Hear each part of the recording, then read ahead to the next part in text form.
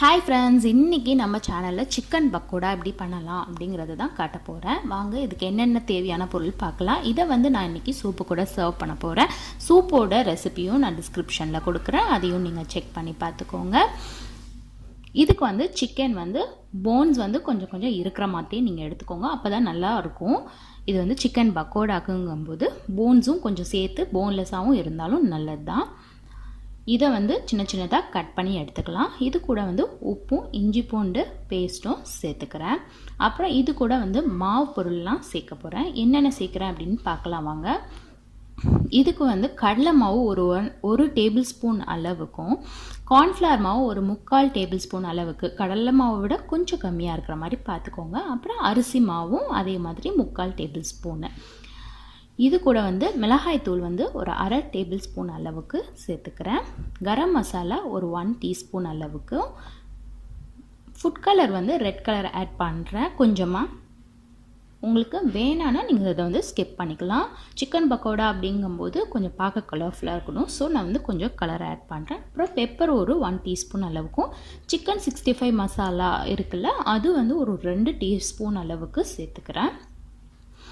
Chicken masala நான் ரெடிமேடாக வாங்கின மசாலா தான், சிக்கன் 65 மசாலா ஆட் பண்ணிக்கிறேன். இது கூட இதை நல்லா நீங்கள் மிக்ஸ் பண்ணிக்கோங்க. மிக்ஸ் பண்ணிவிட்டு நீங்கள் இது கூட கொஞ்சமாக பெருங்காய பொடியும் நான் சேர்த்துக்க போகிறேன். பெருங்காய பொடி சேர்க்குறதுனால கொஞ்சம் வாசமாக இருக்கும். நம்ம கடலை மாவும் சேர்க்குறோம் இல்லையா, அதனால் கொஞ்சமாக பெருங்காய பொடியும் சேர்த்துக்கலாம்.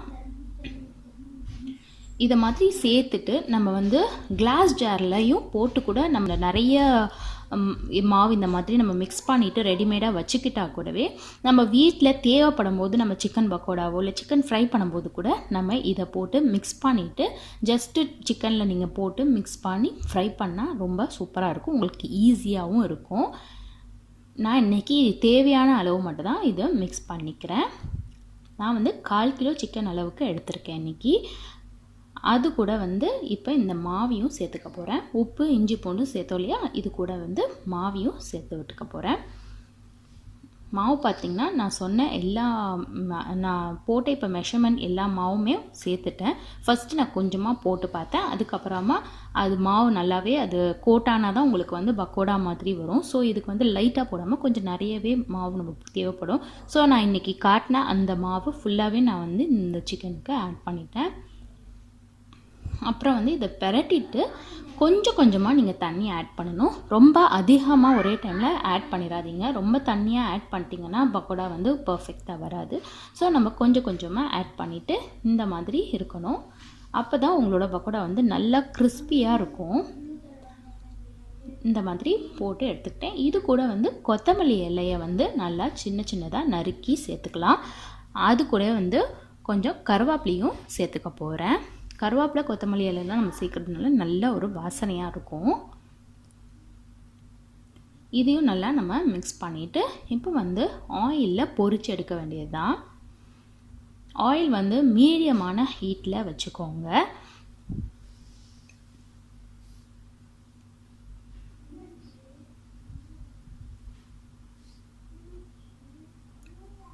ஆயில் சூடானோன்னு நம்ம ஃப்ரை பண்ண வேண்டியது தான். நீங்கள் எல்லாத்தையும் ஒன்று ஒன்றா எடுத்து நீங்கள் அழகாக இந்த மாதிரி போடுங்க, அப்போ தான் ஒட்டாமல் நல்லா வரும்.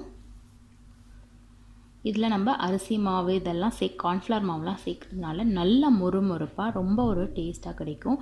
நம்ம ரோட்டு கடையில் இந்த மாதிரி சிக்கன் பக்கோடா வாங்கி எல்லாருமே சாப்பிட்ருப்போம் முன்னாடிலாம்.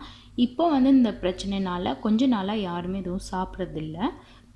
ஸோ இதெல்லாம் ரொம்ப எல்லோரும் விரும்பி சாப்பிடக்கூடிய ஒன்று. இந்த மாதிரி சிக்கன் பக்கோடாலாம் ஈவினிங் டைம் நம்ம பொரிச்சு கொடுத்தோம் அப்படின்னா பிள்ளைங்களுக்குலாம் ரொம்ப பிடிக்கும்.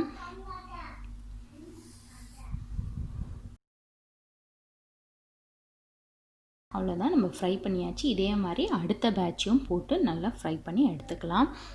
இதை ரொம்ப ஹை ஃப்ளேமில் வச்சு பண்ணாதீங்க, கொஞ்சம் மீடியமான ஃப்ளேம்லேயே வச்சு நீங்கள் ஃப்ரை பண்ணுங்கள். அப்போ தான் சிக்கன் உள்ளே குக் ஆகும். நம்ம கார்ன்ஃப்ளவர் மாவுலாம் போட்டதுனால நம்ம அந்த சிக்கனில் உள்ள ஜூஸ் எல்லாம் வெளியே விடாமல் அது நல்லா கோட் ஆகிறதுனால உள்ளே நல்லா ஜூஸியாகவும் வெளியே நல்லா கிறிஸ்பியாகவும் இருக்கும். நம்மளோட சிக்கன் ரொம்ப ஹார்டாகவே ஆகாது நம்ம கார்ன்ஃப்ளவர் மாவு அரிசி மாவுலாம் போட்டதுனால.